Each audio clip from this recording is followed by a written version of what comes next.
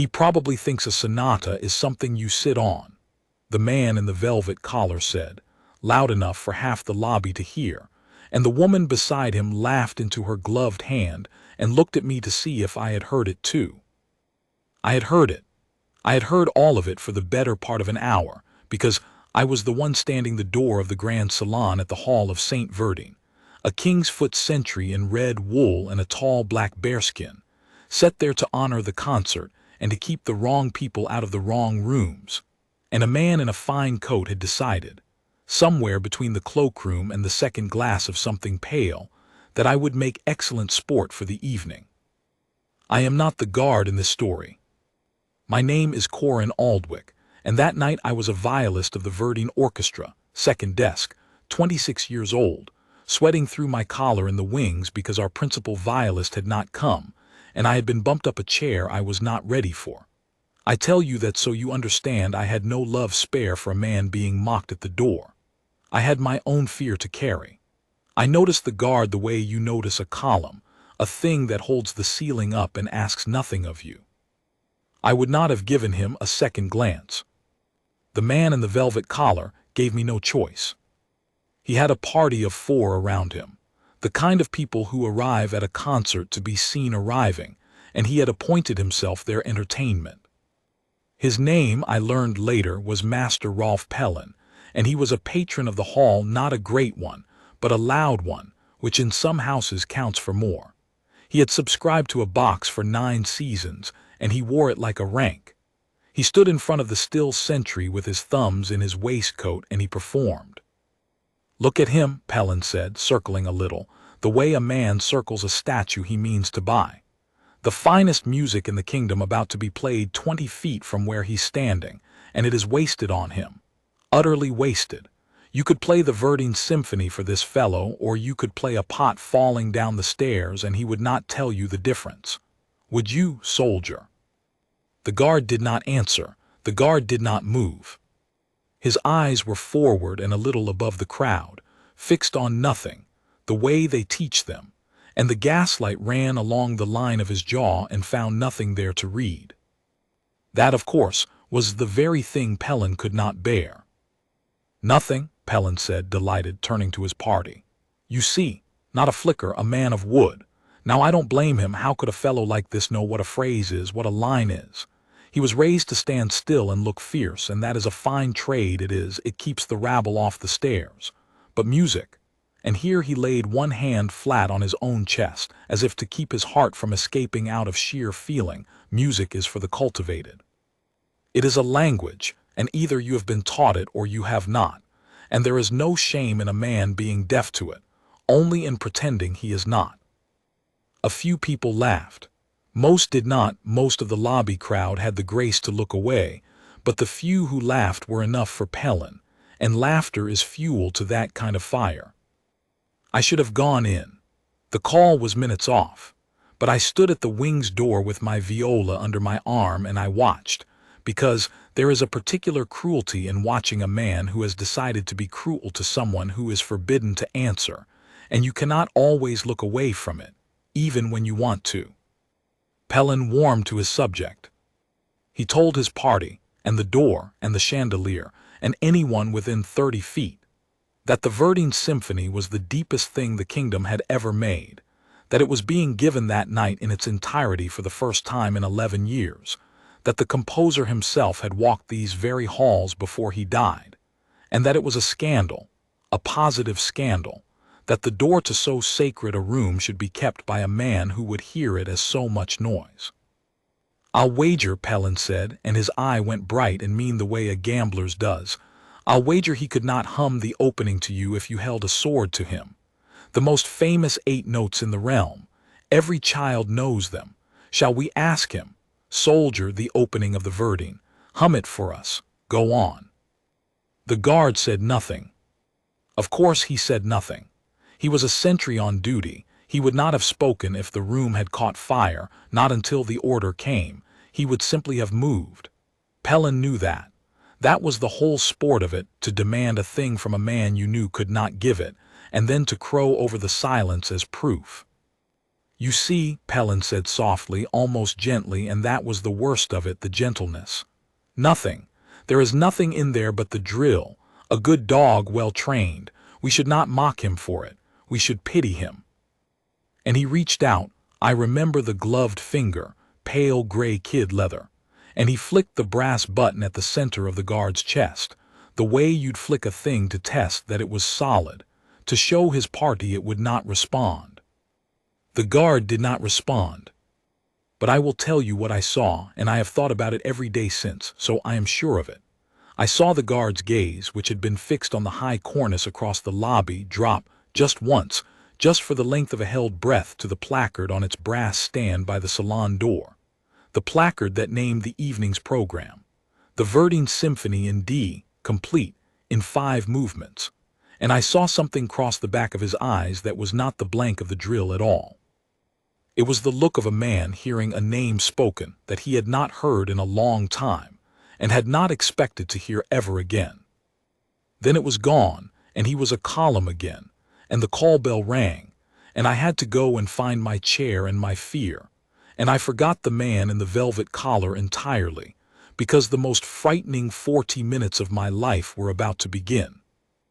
Let me tell you about the Verdine Symphony, because you cannot understand the night without it. It is 42 minutes long, and it is murder.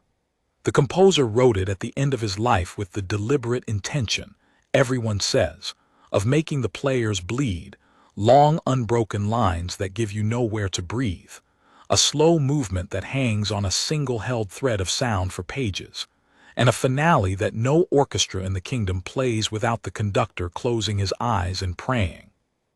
At the dead heart of it, between the 4th movement and the 5th, there is a passage we call the hollow. The whole orchestra falls away and leaves one voice alone. In the original it is a baritone, a single human voice, unaccompanied, carrying a melody so bare and so high in its quiet places that there is no faking it, no leaning on the players around you, no hiding. You are alone in the great hall with 2,000 people, and you are either equal to it or you are not. That night the hollow was to be sung by Aldous Varn. You may not know the name now. That night it was the only name that mattered. Varn was the finest baritone the kingdom had produced in a generation, and he had come out of a long retirement at 61 for this one performance, the complete Verdine, 11 years since it had last been given whole, in the hall the composer had walked. The tickets had been gone for a month. Half the people in Pellin's lobby had come for Varn, and Varn alone. He was the reason the evening was sacred. He was the reason the man in the velvet collar had a sermon to preach about who deserved to stand at the door. We took our places. I found my chair at the second desk and got my bow up and tried to make my hands stop shaking. The lights came down. The conductor, old Maestro Brunn, came out to the kind of silence that costs money and lifted his hands, and the most famous 8 notes in the realm came up out of the cellos like something rising from deep water, and I forgot Pellin. I forgot my fear. I forgot everything but the line and the next note and the next. For 30 minutes it was the finest thing I have ever been part of. I will not pretend I played it well. I played it scared, and a scared player is a passenger. But the orchestra around me was a great machine of sound, and it carried me. And when we came down out of the 4th movement into the silence before the hollow, the whole hall held its breath as one body. This was the moment. 2,000 people leaned forward in the dark. The composer's masterpiece had brought them here, but Varn's voice was about to bring them somewhere none of us had words for. Maestro Brunn turned, just slightly, toward the wing where Varn would enter for his single great passage. And nothing came. I want you to understand what a wrong silence sounds like in a concert hall. A right silence is full, it has shape, it has tension. It is the silence of 2,000 people choosing not to breathe. A wrong silence is empty. It sags. Within 3 seconds of Brunn's turn toward the wings, I felt the whole room change temperature, felt the held breath turn from anticipation into the first cold edge of alarm, and I looked up from my strings to the wing, and the stage manager's white face was already there in the gap of the curtain. And I knew The way you know a thing in your stomach before your mind will say it, that something had gone very wrong. Varn was not coming. I learned the rest in pieces afterward, but I will give it to you whole so you are not as lost as we were. Aldous Varn, 61 years old, an hour into the most demanding evening of his life, had been taken ill in the wings not 3 minutes before his entrance. His heart, the doctors said later, a thing that had been waiting to happen, and chose the worst possible moment to do it. He was alive. He would recover. But he was on the floor of the green room with 2 men and a physician around him, and he was not going to sing a single note of the hollow, and the orchestra was sitting in the dark in the silence at the dead center of the masterpiece, 40 minutes of playing behind us, with no voice to carry the heart of the thing and no plan on the earth for what to do about it. Maestro Brunn stood with his hands half raised and did not move. I have seen that man conduct through a broken string, through a fainting flautist, through a power failure that put out half the hall, and I had never seen the look that was on his face then. He did not know what to do. There was nothing in 50 years of music to tell him what to do.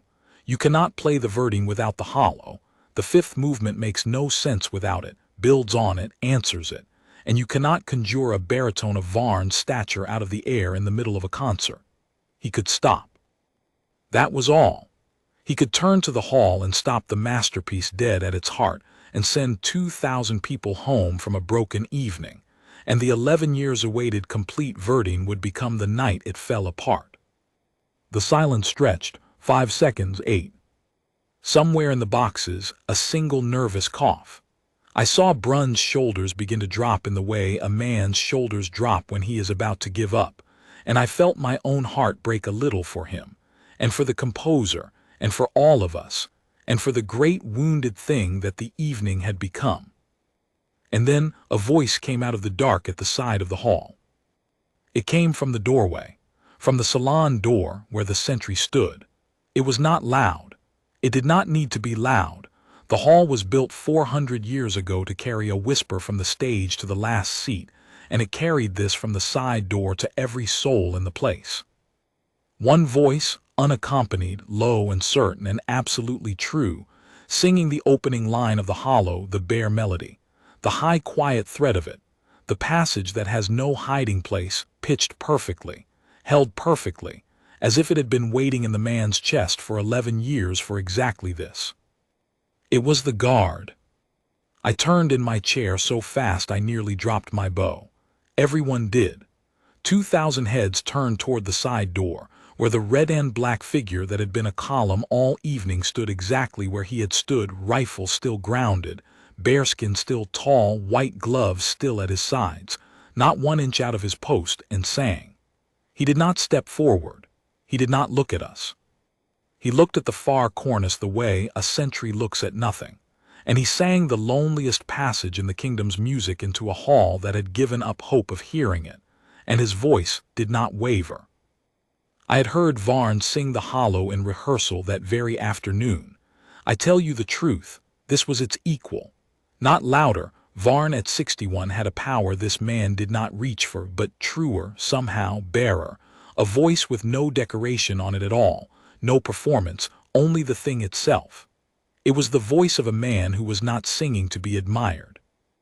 It was the voice of a man who had decided, in the space of one terrible silence, that the music would not be allowed to fall, and that he was the only one in the building who could keep it standing, and that his post would have to forgive him. Maestro Brunn came back to life like a man pulled from cold water. I watched him understand in half a second what was happening, that the line was being carried, that it was being carried correctly, that if he did nothing the hall would simply hear a baritone they could not see, and the symphony would go on. And then I watched him do the bravest thing I have ever seen a conductor do. He turned his back fully on the orchestra and faced the side door, and he lifted his hands, and he began to conduct the guard. He gave him the breath. He gave him the phrase, and the guard, who could not possibly see a baton from where he stood with his eyes locked forward, who was singing from somewhere that did not need a baton at all, landed every entrance as if they had rehearsed it for a month. The hollow has a place near its middle where the line climbs to a single sustained note and holds it past the point where any reasonable lung should fail, and the whole meaning of the passage lives in whether that note stays true to the end or frays. I have heard great men fray on it. The guard held it. He held it until I felt the hair rise on my arms, and a woman 3 rows into the audience put her hand over her mouth, and he brought it down so gently at the close that you could not say where the note ended and the silence began. And on the last word of the hollow, at the exact place where the orchestra comes back in, where the 5th movement is born out of the bare voice and lifts the whole symphony up into its ending, Maestro Brunn turned back to us and threw his hands up, and we came in. I will not be able to make you feel what that was. The hollow had been carried by one unaccompanied voice in the dark, against all hope, and then 40 players came up under it at once like a tide coming in under a swimmer, and the 5th movement opened, and the guard's voice rose into it for 2 more bars and then folded into the strings and was gone, his part finished, his post resumed, and the symphony was whole again and climbing toward its ending, and not one note of it had been lost. We played the finale better than we had played anything all night. Fear had left me entirely. There was no room for it. There was only the obligation not to be the one who let down the man at the door. The Verdine ends the way a great life ends, with the famous 8 notes returning transformed, slower now, grander, the cellos carrying them home, and when Maestro Brunn cut us off on the last chord the hall did not applaud. For a long, long moment, the hall did not make a sound. And then 2,000 people came up out of their seats at once, and the noise that filled the hall of St. Verdine was not the polite noise of a concert. It was the noise people make when they have seen something they did not believe they would ever see. Brunn stood with tears openly on his face and did not wipe them. The orchestra was on its feet. We do not stand for ourselves, but we were standing, and we were not facing the hall. We had turned, every one of us, to the side door. The guard stood his post, rifle grounded, eyes forward, the gaslight on his jaw, exactly as he had stood when Pellin flicked his button and called him a man of wood. He gave no sign that he heard the storm of it. He did not bow, a sentry does not bow, and he did not look at us, and he did not let one flicker of what he had just done show on his face. He had broken his silence for 40 bars to keep a masterpiece from dying, and then he had put the silence back on like a coat, and he was a column again, holding the ceiling up, asking nothing of us. I have never in my life wanted so badly to know a man's name. It took me 11 days to learn it. The hall, you understand, did not want the story told. That sounds strange, but it is true, and it taught me something about the people who run such places. By the next morning, the lobby gossip had hardened into a version that suited the management, that there had been an arrangement, that a second soloist had been held in reserve, that the evening had gone, in the careful phrase the hall put about, according to a contingency the orchestra had prepared. Nobody who had been in that hall believed a word of it. But the official story was tidy, and the hall liked tidy, and so the truth, that the heart of the kingdom's greatest symphony had been carried by the sentry on the door, was allowed to soften into a rumor that clever people smiled at. I could not let it soften. I am not a brave man, and I am not an important one, second desk on a night I had no business being there, but I had heard the hollow sung by a man in a bearskin, and I could not stand the idea that it would be folded away into a contingency. So I went looking. I asked the stage manager, who would not meet my eye. I asked the doorkeepers. I asked a sergeant of the King's Foot at the barracks gate, who looked at me a long time, and then said only that the men on hall duty were not for discussing, and that if I wanted to honor a soldier, the way to do it was to leave him alone. It was Maestro Brunn who finally gave me the thread to pull. I had gone to see him to thank him for the night, for the bravery of turning his back on the orchestra to conduct a doorway, and the old man poured me a glass of something and sat a while in silence, and then said, looking at the fire and not at me, "You want to know who he is?" "I do," I said. "So did I," Brunn said. I have spent 40 years in this hall, and I have never been more frightened than I was for those 8 seconds, and I have never been more grateful to any living soul than I am to that man. And I went the next morning to thank him, the way you go, and they would not tell me his name either. He turned the glass in his hand. But I am old, Corin, and I have known a great many people for a great many years, and I knew his voice. I waited. There was a singer, Brunn said, 30 years ago and a little more. A boy out of the river perishes with the truest baritone I ever heard come up through the conservatory, truer than Varn. I will say it now, though Varn would have hated me for it. He had everything. He was going to be the voice of his generation. The Verdine itself was written in part for that voice. The composer heard the boy sing as a student and said the hollow was his to keep. And then, Brunn stopped. And then, I said. And then there was a war, the old man said, the way there always is. The boy's 2 brothers went, and the younger one was killed, and the boy put down his music and went in his brother's place to bring the other one home, because that is the kind of family they were. They did not let a thing fall if they could carry it. He served. He served a long time, longer than the war, because once a man like that is in, the service does not give him back easily. And the voice, Brunn made a small gesture, opening his hand. A voice is a perishable thing. You leave it for 30 years and it is supposed to be gone. The breath goes. The high places go first. Everyone knows it. It cannot survive 30 years of standing in the cold with a rifle. He looked at me at last. Except that I heard it, he said. On Tuesday night in this hall, I heard the hollow sung the way the composer dreamed it and never quite got, by a man in a bearskin standing his post at my door. So either I am wrong about who he is, or a voice can survive anything if the man carrying it decides it must. He drank. I think I am not wrong. His name was Sergeant Halden Sar. I got it in the end not from the hall and not from the barracks but from an old repetiter at the conservatory, a half-blind woman who had been coaching singers since before I was born, and who, when I described the voice and the 8 seconds and the man in the bearskin, set down her tea and was quiet a moment and then said, Halden. That will have been Halden Sar. He was my pupil. I thought he was dead. And then fiercely, in case I had come to make a curiosity of him, what do you want with him? I told her the truth. I wanted to thank him. I wanted more than that for the world to know that it had happened not as a contingency, but as it was, that the door had sung. She studied me a while with her clouded eyes, and then she told me where the King's Foot stood their men down on the long rotation, a quiet courtyard behind the hall where the off-going watch formed up, and she said, He will not thank you for it. He never wanted any of it known, not when he was 19 and the best of them, and not now. If you go to give him something, not to take a story off him. I went. I will tell you about it because the whole of the matter is in it. I waited by the wall of that courtyard on a gray afternoon, and I watched the watch come off.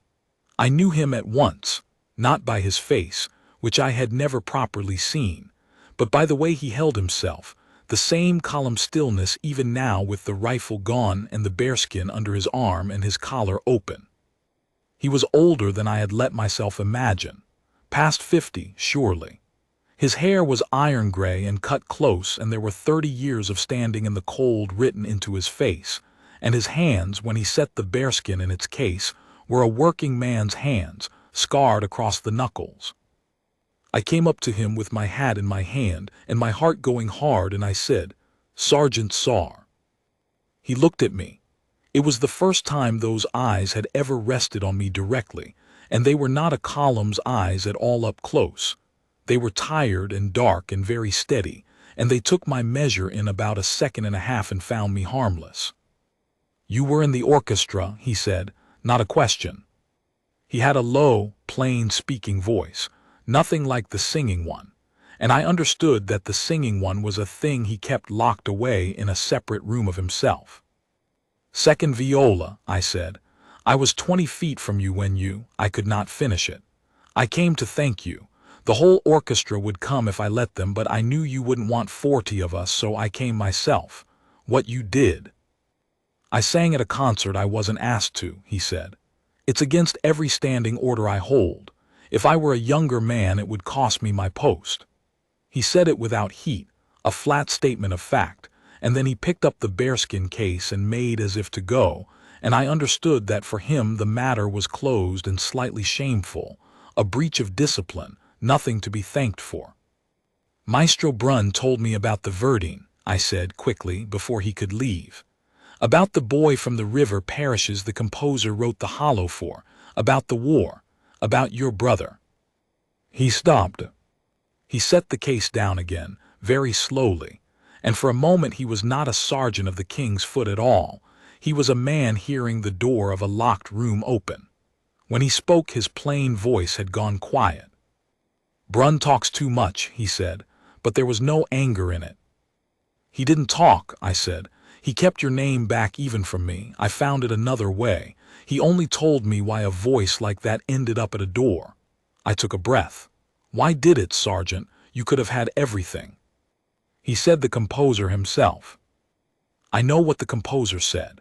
For the first time something moved in his face, and it was not pain exactly.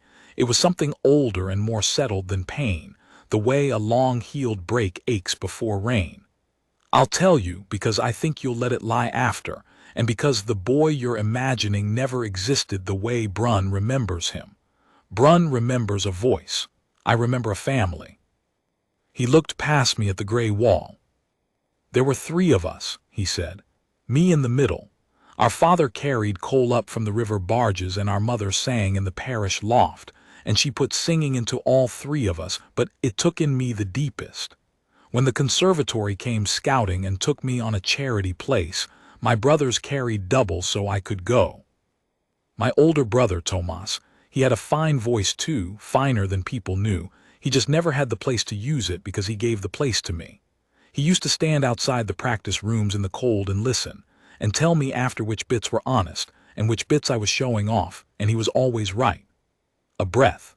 The hollow is the truest thing the composer ever wrote because Tomas taught me, in the cold outside a practice room, that you cannot lie in the high quiet places. You can only tell the truth or fail. I sang it the way I sang it on Tuesday because that is the only way Tomas ever let me sing it. And the younger one, I said, Brunn said.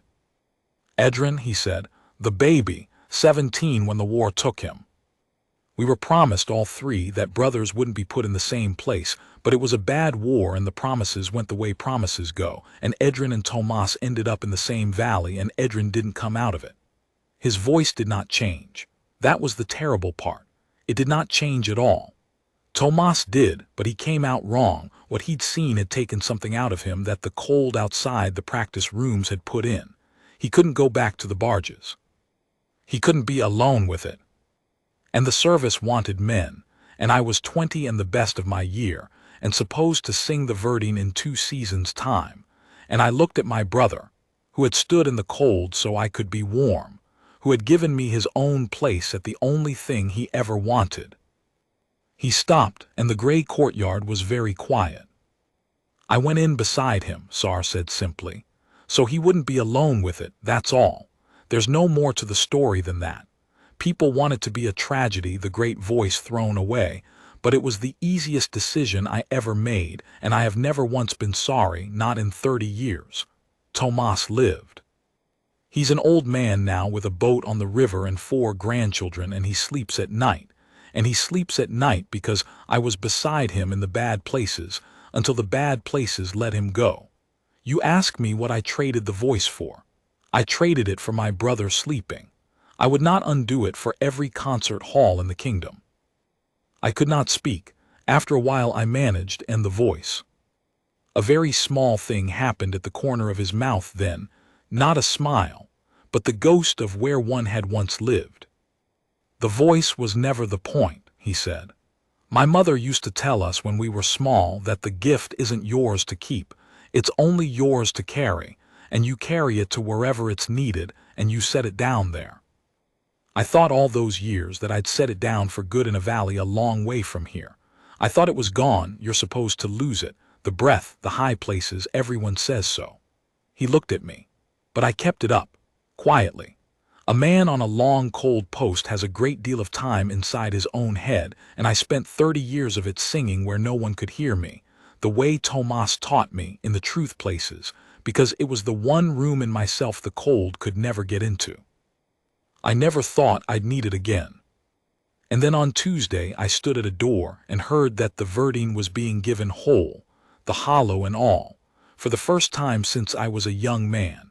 And then I heard the silence where the voice should have been, and a great house full of people about to be sent home from the broken heart of the only thing my brother ever wanted me to do honestly. He picked up the bearskin case again.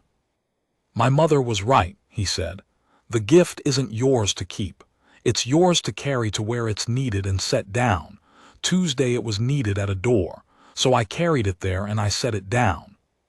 That's all I did, and it cost me nothing, and I'd be obliged if you'd let it stay a rumor, because a sergeant who breaks every standing order he holds to sing at a concert is not a thing the regiment can be seen to praise, however the music came out."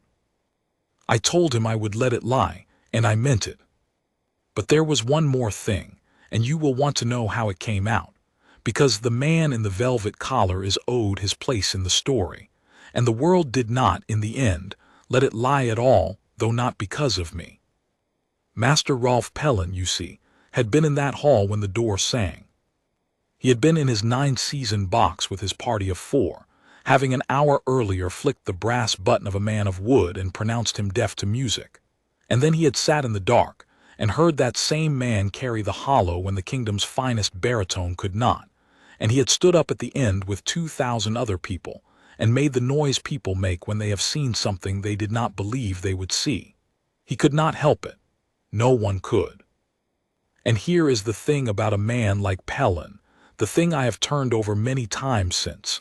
He was not, in the end, a cruel man so much as a frightened one. He had built his whole self out of the one thing he believed he had that other men didn't, a cultivated ear, a refinement, a membership in the small, warm club of people who understood. It was the only rank he had, and he had spent it, that evening, the whole of it, on proving that the man at the door was beneath the music. He had staked his entire account on it in front of his friends and the chandelier and anyone within 30 feet. So when the door sang, when the deaf man, the man of wood, the good dog well trained, opened his mouth and gave the hall the truest hollow it would ever hear, Pellin was not merely surprised. He was unmade. Everything he had said in that lobby came back to him in that voice, note by note, and there was no contingency tidy enough to put it away. I know all this because Pellin did a thing I did not expect. He went looking for the guard too. He went the way a man like that goes, clumsily, loudly, throwing his patron's weight around at the hall, demanding to know the name of the soldier who sang, and getting the same closed doors I had gotten. But Pellin had 9 seasons of subscriptions and a great deal of noise, and where I had needed an old repetiter's kindness, he simply made enough trouble that someone, to be rid of him, let slip more than they should have. He learned, as I had, that the man at the door had once been a singer. He learned, as I had not been able to prove, the shape of why he wasn't one anymore. And then Master Rolf Pellin did the only admirable thing I ever knew him to do. He did not buy his way out of it. He did not put about a story that made himself the discoverer of a great talent, though he could have, and a smaller man would have. Instead he wrote to the hall, to the conservatory, to the King's Foot, to the small handful of journals that the cultivated club reads, and he told it straight. He told what he had said in the lobby, word for word, sparing himself nothing. He set down that he had called the man deaf and a dog and a thing of wood, and then he told what the man had done, and he wrote, I have the line by heart, because it was reprinted everywhere. I have spent my life believing that to understand music is the highest cultivation a man can have. On Tuesday I learned from a soldier I had insulted that to understand music is nothing, and to be willing to carry it to where it is needed at the cost of your own glory is everything. I had the smaller thing and mistook it for the greater. He had the greater thing and never once told me so. I was the deaf man in that hall. It was the talk of the season. It could not be a rumor after that. Pellin's own confession had made it impossible. The hall gave up its tidy contingency. The journals printed the truth, which is that the heart of the kingdom's greatest symphony had been carried by the sentry on the door, a former singer who had given up the voice of his generation to stand beside his brother in a bad war, and had kept it alive for 30 years in the one room of himself the cold could not reach. The regiment did not praise him for it. Sar had been right about that. A sergeant who breaks every standing order to sing at a concert cannot officially be praised. But the King's Foot have their own ways of saying a thing without saying it, and the way they said this one was that Sergeant Halden Sar was quietly given the honor he would not have asked for. He kept his post. No discipline came. The standing order stood, and so did he, at the door of the Grand Salon, season after season, a column holding the ceiling up. They gave the complete verdict again the following year, with a younger baritone, and it was very fine, and Sar stood his door through the whole of it and did not sing a note, because that night the voice was not needed at the door. I watched him during the hollow. He looked at the far cornice the way a sentry looks at nothing, and his face gave away nothing at all, and only a man who knew the story would have seen that very faintly, on the high-held note where the line cannot lie. His lips moved, not making a sound, just carrying it along in the one room the cold never got into. The way Tomas taught him, in the truth places, where the gift waits to be set down wherever it is next needed. Master Pellin was in his box that night too. He did not say a word the whole evening. At the end, when the hall came to its feet, I saw him turn as I had turned the year before, as the whole orchestra had turned, toward the still red figure at the side door and bow to him deeply, alone, while everyone else faced the stage. The guard did not bow back. A sentry does not bow. But the people of that hall learned a thing that season that the cultivated club had never managed to teach them in 9 seasons of subscriptions. That the man who understands the music and the man who will carry it are not always the same man, and that when you find the second kind, standing quiet at a door where you walked past him 100 times, you have found something rarer than a fine ear and worth a great deal more. I am an old man myself now. I never made principal. I was always second desk, always a passenger, and I have made my peace with that. But I sat 20 feet from the truest hollow ever sung in that hall, and it was sung by a man I had taken for a column, and it taught me the only thing about music I am sure I know, that the gift was never the having of it. It was always only the carrying of it to where it was needed, and the setting of it down there without a word, and walking back to your post as if you had done nothing at all. That is what I saw a soldier do at a door. I have never seen anything finer, and I have stopped expecting to.